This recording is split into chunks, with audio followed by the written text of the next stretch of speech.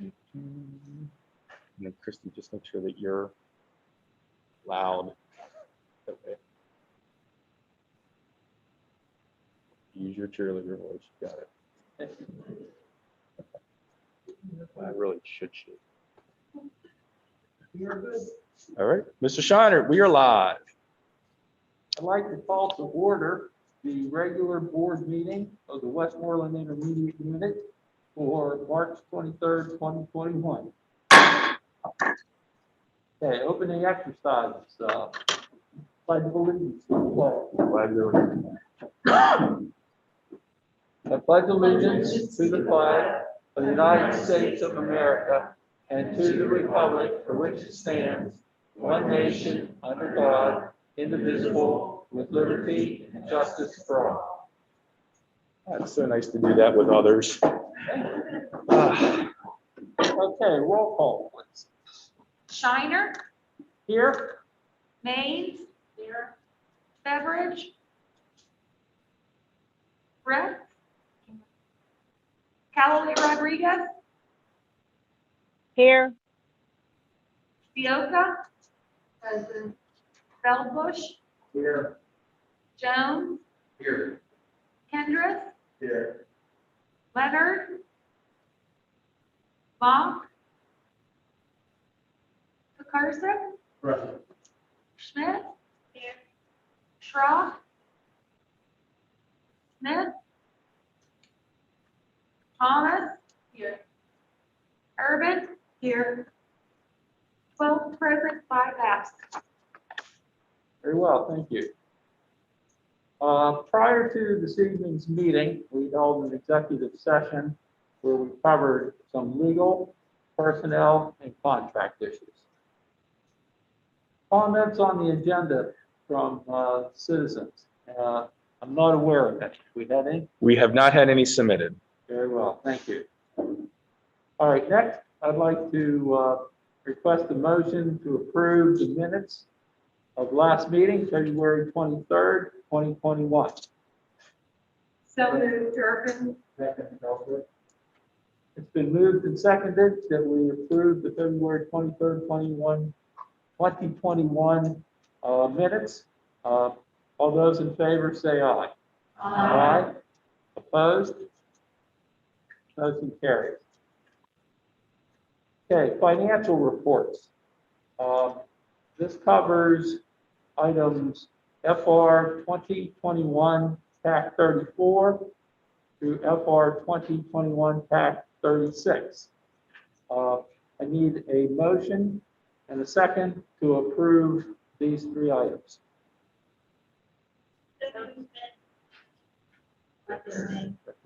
Very well. It's been moved and seconded that we approve these three financial reports. I need a roll call vote. No, you don't. No, you're good. You just need a voice call. Yeah, you just need a voice vote for that one. Oh, just said roll call. Yeah, yeah, you just need a All voice. right. I've been advised that all we need is a voicemail on this particular item. So to approve these three items, all those in favor, please signify by saying aye. Aye. Aye. Opposed? Motion carried. All right, board committee reports. I get to lead off as usual. I wanted to acknowledge some very fine things that our IU has been involved with since our last meeting. First was when our governor made a decision that in Pennsylvania we would use the Johnson & Johnson vaccine to provide vaccinations to teachers as a high priority. Westmoreland Intermediate Unit got pressed into service to set up and arrange vaccinations to be carried out within the county. And of course, I'd like to ask Dr. Conway to go into those details a little bit more in his report. However, I wanted to acknowledge that there was a vaccination station set up here. There were some interesting photos of it that were in the cabinet reports that are sent out periodically. And Dr. Conway had to do some yeoman service from Florida while he was on vacation. for which we thank you very much. Of course, the other remarkable thing that has occurred is passing of the National Recovery Act for COVID on a national level, where $1.9 trillion was approved to be provided to various activities and needs that support both vaccinations and getting through COVID on a national level. And a lot of money from that ended up coming to Pennsylvania and in turn to our school districts. And the IU has been involved in a lot of the activities in Westmoreland County relative to the actions as a result of this bill being passed in Congress. So again, thank you.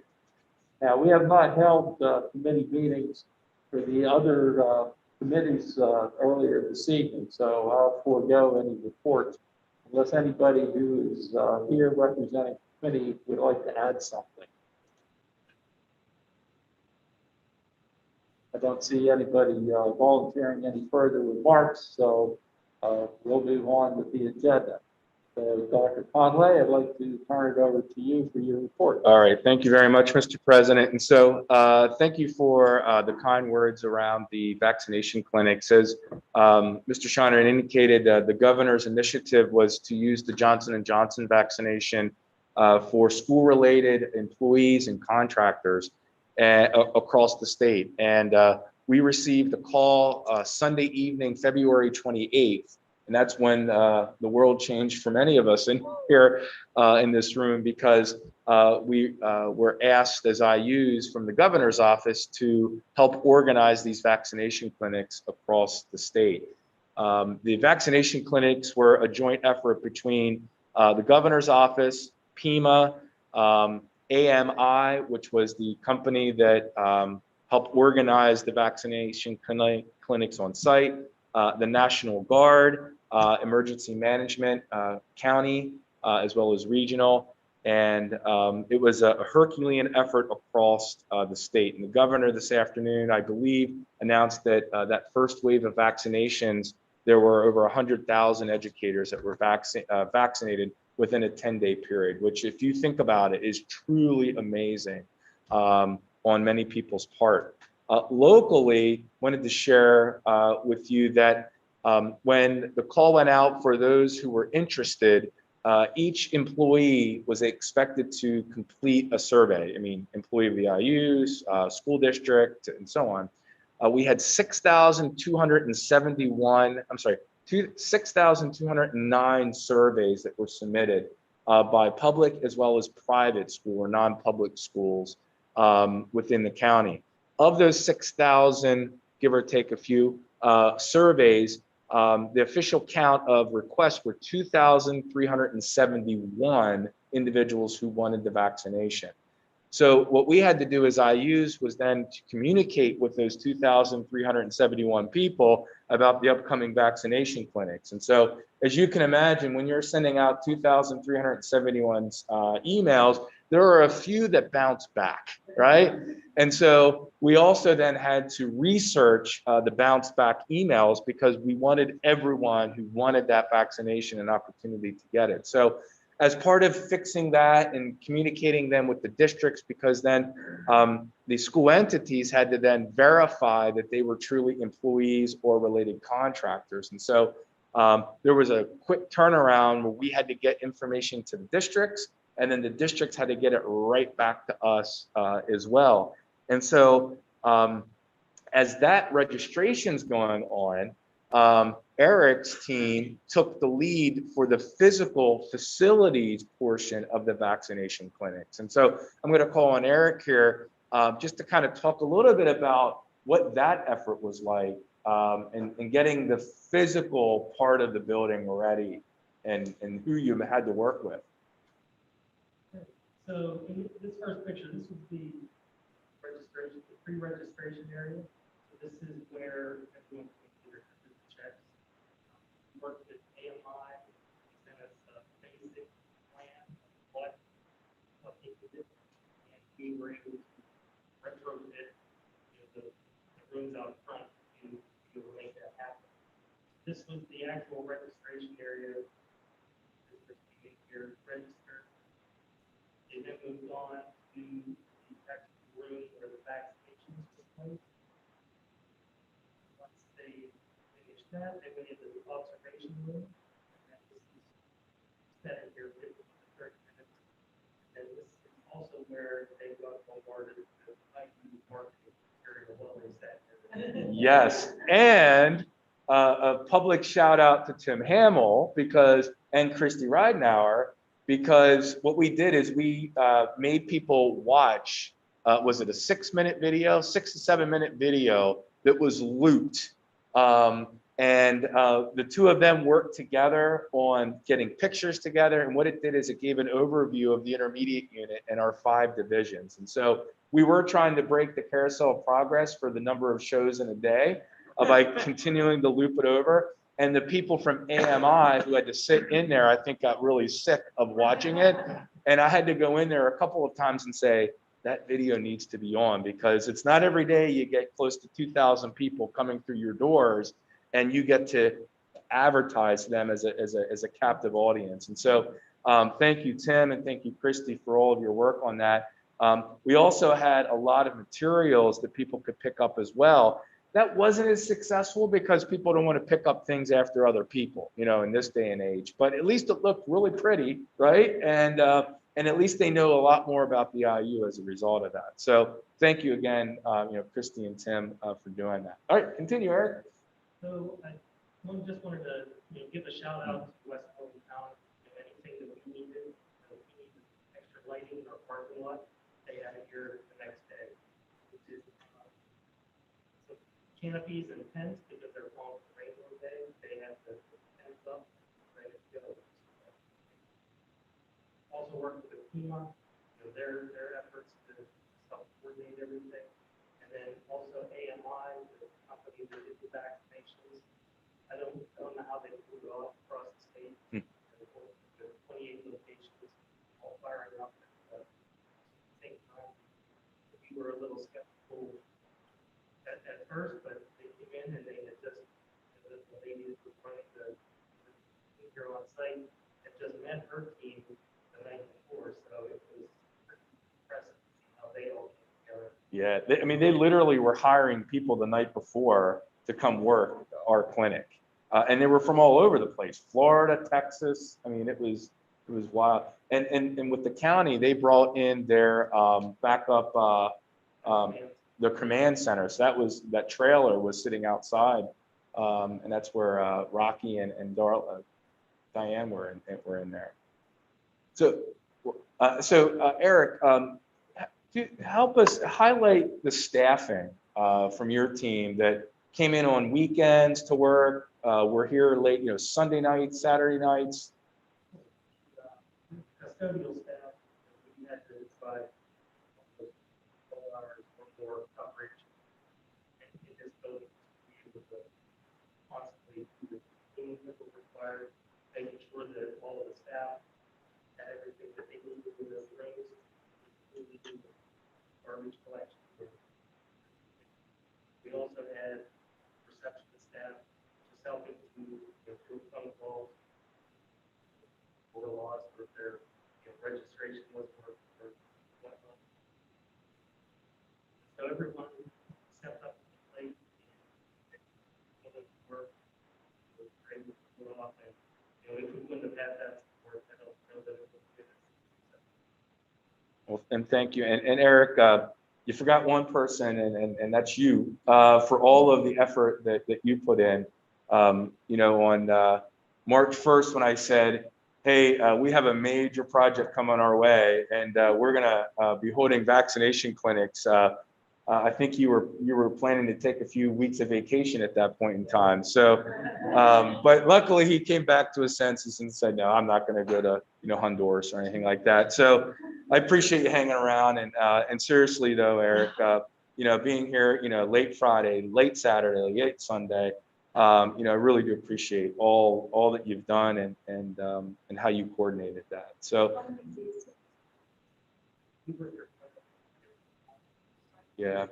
So Saturday, the 13th through Wednesday, the 17th of March. So the great news is in this county, 1,909 individuals were vaccinated as a result of everyone's efforts. So that's 1,909 more than were, 10 days ago. So it was truly a team effort all around, not just within this intermediate unit, but across the state. There is a second wave of vaccinations planned that has been communicated to the field, and those individuals will get more information about signing up for a second wave vaccination probably within the next 48 to 72 hours. Unfortunately, because this county had done such a great job of providing opportunities for educators and related contractors, opportunities for the vaccination, our numbers for the second wave are less than 400. So we are not going to be hosting a second wave vaccination clinic. Those individuals are going to be assigned to go to a nearby intermediate unit to be determined or publicly determined here in the next 48 to 72 hours for that. So we can't thank the governor's office enough for really using the intermediate unit system as it's designed to do.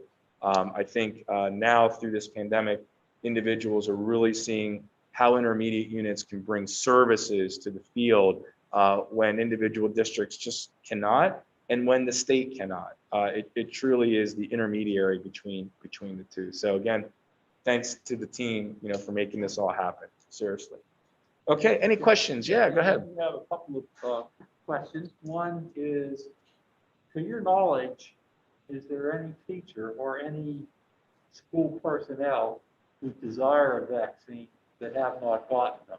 Or is that this 400 additional in the second wave? Yeah, so everyone's been given a second opportunity to sign up for the vaccination through the second wave survey that they did. And then they also are beginning to open up other vaccination opportunities for education related personnel as well. So this will be the last opportunity in terms of the governor's initiative, with these IU vaccination clinics, but there are more planned for educators. When might we complete the second wave, or you said we might not do it here, but Yeah. Would that be done by the end of March? Oh, yes. In fact, Okay. the second wave vaccination clinics are probably going to start as early as Thursday and be concluded by the following week, no later. So it's going to be a quick turnaround for the second And wave. the final question I had on it was, I've heard so much about teachers, but my understanding is it included all school personnel, administrators, It did. office staff, custodians, maintenance, bus drivers. Yep, any verified employees, so that was from food service workers to custodians to science teachers to athletic coaches. The second wave, they expanded it to include building substitute teachers that can be verified by the district, as well as why am I drawing a blank?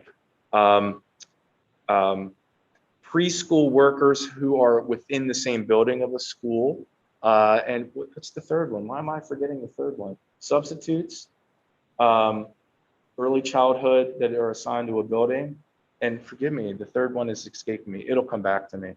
But they did, student teachers. That's right. Student teachers also, because they weren't employees, but they are working within that school system. So student teachers were eligible. I don't want to anything by my next question, but my next question is, was it offered to spouses or family members?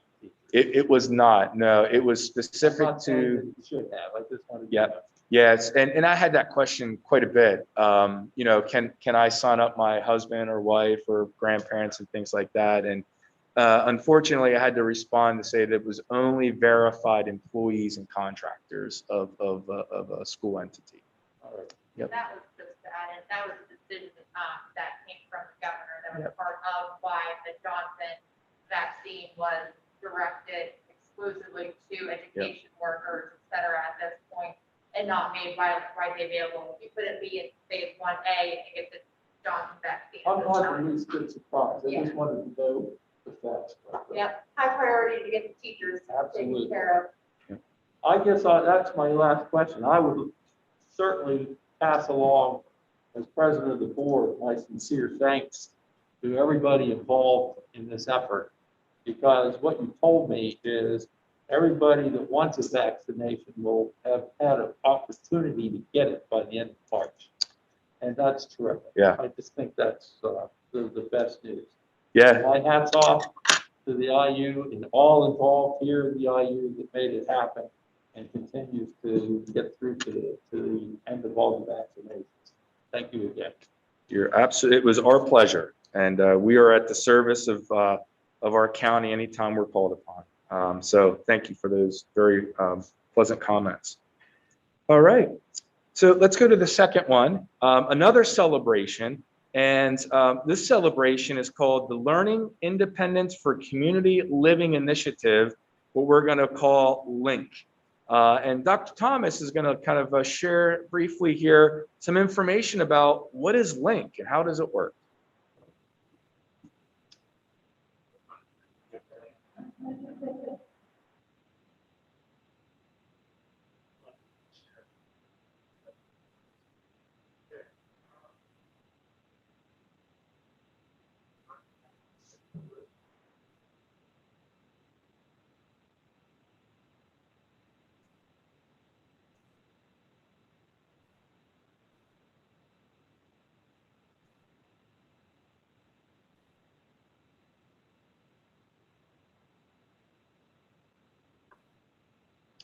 Unless I do it through Zoom, or see, you're getting it, Matt, or you're casting now. Okay.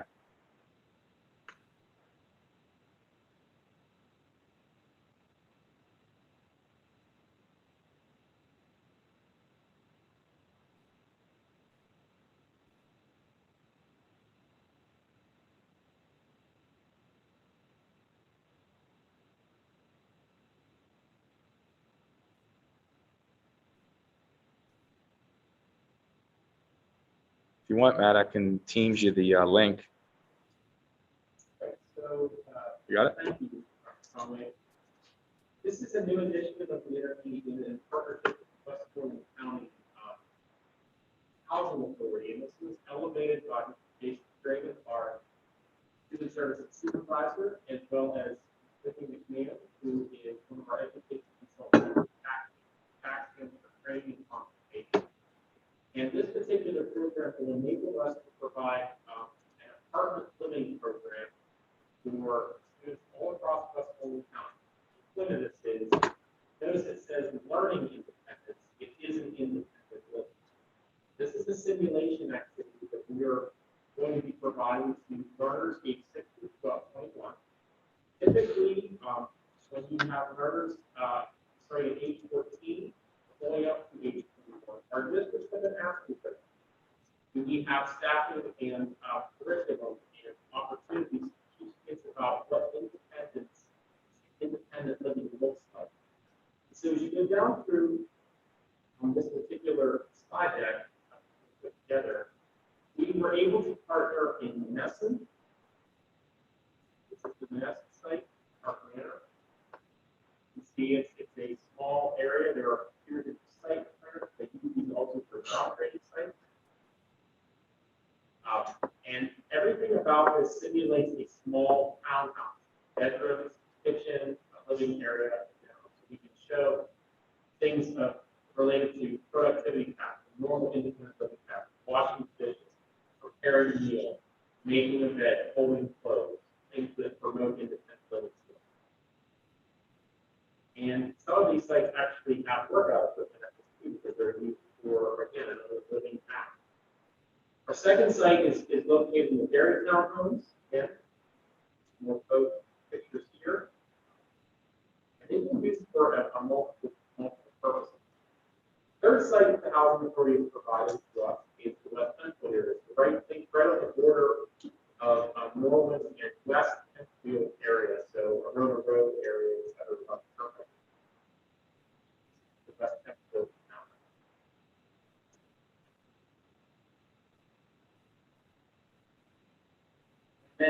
actually a fourth site that we're looking in the New Kensington area.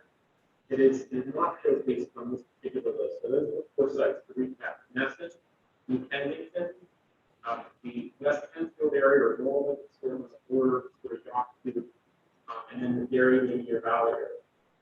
Those are the sites that the housing authority has made available to us. We hope that we're able to grow the program depending upon how year one goes, and to see if we have some cooperation with the housing authority going forward.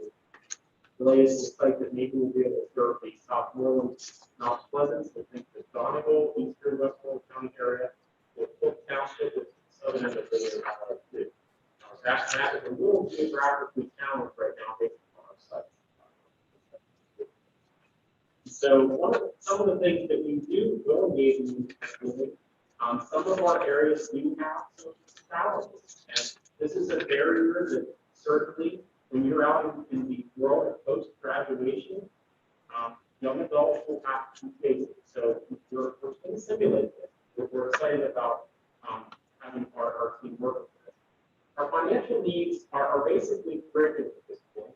We are looking to partner with districts on this. This is not necessarily going to be something that we're going to just purchase out of the gate here, but we're still looking at this piece. You can see the curriculum on the side of the scale that this would be is fairly inexpensive. And these are the types of home supplies that would be staffing in the facility too. So again, looking at areas here, all have to meet the spec that the housing authority uses. We can't donate a mattress to the program and bring them into the housing authority. We still have fire code regulations. So there's a lot of logistical things. Hopefully this summer we're going to be working out with the best part about it is we're using staffing at all types. So currently, the work discovery program at WIU has job posting where we do take kids and young adults out into job sites. This is more identical to that program, except for a different purpose. It's not the coaching here is very much like if you were coaching somebody to live in your house. It's not foster parenting. It's simply coaching about independent living skills with the students. I think the best part about when you look at the agreement, there is no cost to the intermediate. The Westmoreland County Housing Authority has graciously given us access to the site. We have formalized the arrangement, of course, of the agreement that's on the board agenda for approval tonight. Look to move forward as possible. All right. So, and this has been long in the making in terms of getting this organized, and so thank you. It's also an example of how we're listening. We listen to districts. Mm-hmm. We see a common problem across our region. We come back with a solution to a lot of partners. This is bigger than the IU in the sense that we're supporting districts in this journey, and we're also supporting the housing authority because they have a lot of people too that may live in these facilities post age 21. So getting that relationship established is exactly that we're doing. Well, thank you, Dr. Thomas. And he mentioned that there is an agreement on the agenda this evening, and that's under Student Services 2021-36. And again, that is at no cost to the intermediate unit. So just want to highlight that, why we introduced it here, and so you would be aware of it when we get to Student Services. All right, well, Mr. Shiner, thank you for giving me the opportunity to share my report this evening. That concludes my portion. Well, thank you very much, Dr. Conway, and thank you, Dr. Thomas, for the discussion on the SPEED program. Sounds rather interesting, so you'll have to keep us posted on how it goes. All right, next item on the agenda is the WIU Foundation. And, Mr. Leonard is not present this evening, so I'll just note the items that are on the agenda under the IU Foundation. We'll have a lottery for ticket sale in late April and early May. There's an event, Champions of the Art.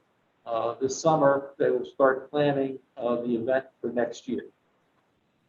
And then impact grants will be postponed until next spring, and planning for that begins in the fall. And dates to remember is the IU Foundation meeting is May 11th of 2021 at 7:30 a.m. Okay, correspondence, there's none.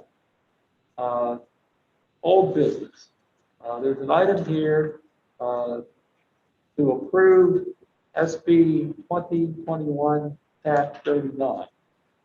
This item was tabled during our last meeting, and if I might, Dr. Conway, could you give us a quick description of where we ended up last month and what's going on since then? Absolutely. So Eric, if you wouldn't mind bringing up a copy of that procedure, and you want to scroll down to the end of page 1. All right. Okay. And if you could highlight there, the board will establish a calendar for reviewing policies. So, all right. So that last sentence was the sentence in question the last time we were all together. And since the board meeting, I reached out to our districts and asked them, hey, do you have any language that addresses when you go about and how often do you review your policies? I did hear back from 6, and none of those 6 had any type of schedule that they identified that there was a calendar to review policies at a certain time. So based on the feedback that I got from our member districts, I would recommend to the board that there be a motion to accept this procedure minus that sentence. The board will establish a calendar for reviewing policies, because then I think that addresses, Mr. Felbush, what your concern was about. If it says it and we don't have a calendar, can we be held accountable for it? Many of our districts that did respond said that they review policies much like the intermediate unit, and that is when either an issue arises or a PSBA update is given for that said policy. So, Mr. Shiner, my recommendation would be to entertain a motion that would accept this procedure minus that said sentence on page 1, would be my recommendation. Well, I would agree with that. And when I ask for a motion, I will ask for it to be approved with that sentence removed. And then one more quickie item under this topic is there's an associated board operating guide, 003 TAC BOG TAC 39, development of board procedures / policy. And I think that's all part of the same package. It is, yeah. That actually, yeah. What you just cited is that exact thing, same thing up here. In fact, you know what? I think that's a typo, Christy. There it should be BOG-0, not -39. And I know how we got there because it's motion 39. I bet you. Yeah. So that's really meant to be just -0, not 39. Yeah, that's just a typo. We commingled the agenda item number with the procedure. Yes, that's just a BOG-0, and we can get rid of that 39. So therefore, I'd like to request a motion and a second to approve SB 2021 TAC 039 with the subject sentence removed. It's been moved and seconded that we approve this item. All those, please vote by saying aye. Aye. All those opposed? Motion carries. Moving on to human services. In this category, we had one item, 052, that's been removed. And that was the head custodian position that we were going to approve tonight, but as Dr. Conway explained, that's off the agenda for tonight.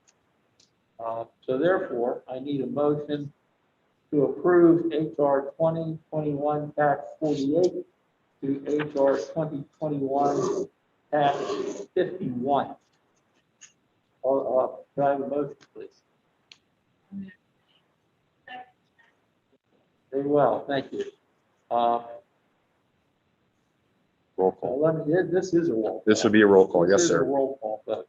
So therefore, I'd like to request Christie to take a roll call vote, please. Maine? Yes. Brett? Yes. Callaway Rodriguez, yes, Fioka. Yes. Feldbush, Yes. Jones, Yes. Hendrick, Karsick, Yes. Schmidt. Thomas. Yes. Urban. Yes. Shiner. Yes. 12 yes, motion's carried. Very well, thank you.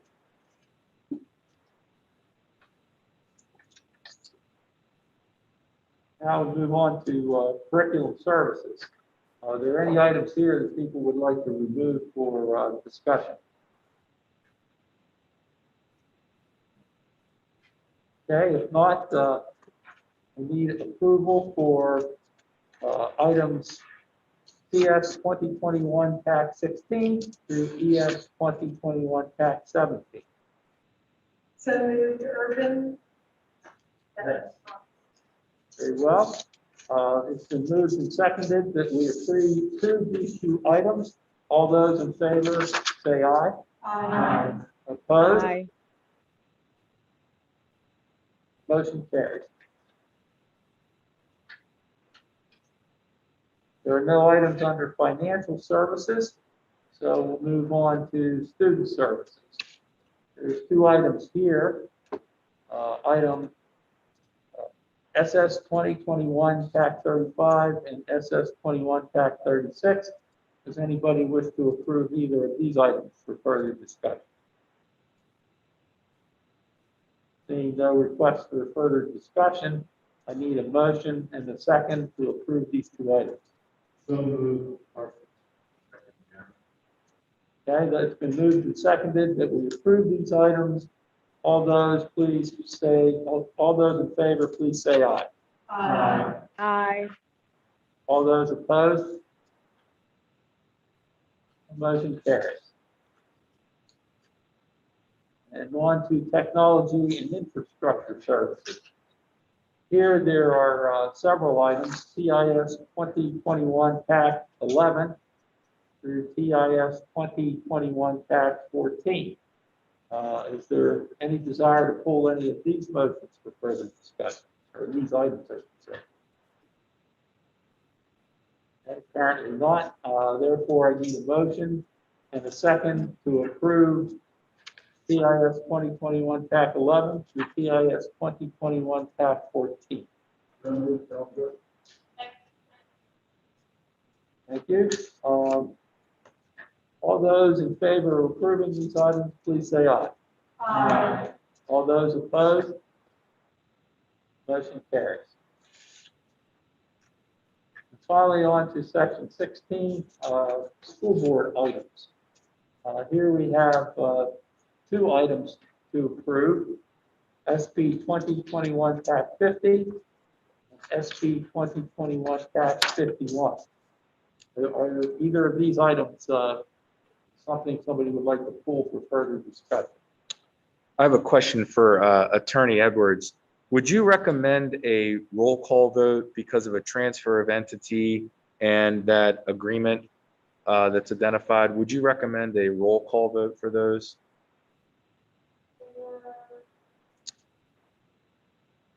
For school board 50 and 51, for both separately or together? Like do 50 roll call and then do 51 roll call? Separately. Okay. Okay. Okay, thank you very well. much. We'll take the conservative route. I need a motion to approve the first one, SB 2021 TAC 50, and a second. Okay, it's been moved and seconded that we approve this item. Roll call vote, please, Christie. Brett. Callaway Rodriguez, yes, Fioka. Yes. Feldbush, Yes. Jones, Yes. Hendrick, Yes. Karsick, Yes. Schmidt. Yes. Thomas. Yes. Urban. Yes. Shiner, Yes. Maine. Yes. 12 yes, motion carried. Okay, now I'd like to act on the second of these two items. We need a motion and a second to approve SB 2021 TAC 51. So move. Okay, it's been moved and seconded that we approve this item. Christie, please have a roll call vote. Callaway Rodriguez, yes, Pioca. Yes. Feldbush, Yes. Jones, Yes. Hendricks, Yes. Persick, Yes. Schmidt. Yes. Thomas. Yes. Urban. Yes. Shiner, Yes? Maines. Yes. Brett. Yes. 12 yes, motion carried. Very well, thank you. Move this on to agenda item 17, board policy first readings. There are two policy first readings on the agenda this evening. First one is 2020 SB 2021 TAC 52, school bus drivers and school commercial motor vehicle drivers. And SB 2021 TAC 053, policy 810.3 on school vehicle drivers. Does anybody have any comments they would like to discuss on these items? Just want to share, Mr. Shiner, again, these just simply reflect the PSBA updates to these Very policies. well. And that's quite often the case. That's how we keep them up to date. Mhm. All right, seeing that there's no comments, we can move on to item 18. Board operating guidelines. There are several of these. And again, we're not voting on these tonight, but they're SB 2021 TAC 54 all the way down through SB 2021 TAC 60. Again, I'll ask if anyone's interested in making any comments on any of these board operating guidelines.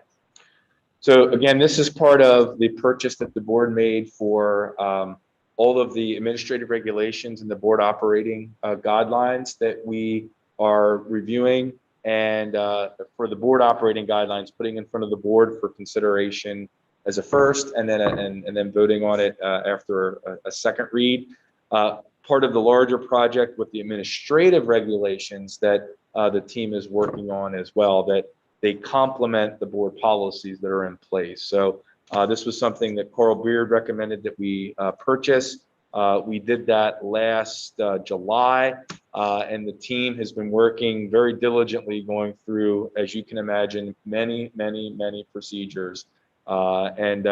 Christy gets to look at them first and last to make sure that they're in the proper format. And the team, the division directors are looking at the content of all of those. So you're going to see that I think we only have maybe just a few more board ones.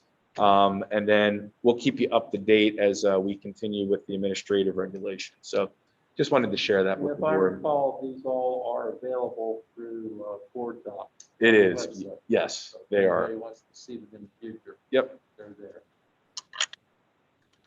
All right, moves us on to item 19, comments by citizens on non-agenda items. We have no citizens here, and I'm not aware of any comments. So I think we don't have anything there.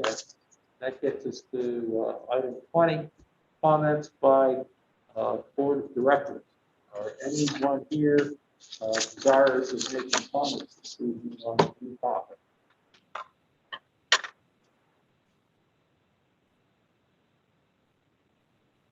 If not, we need a motion and a second to adjourn.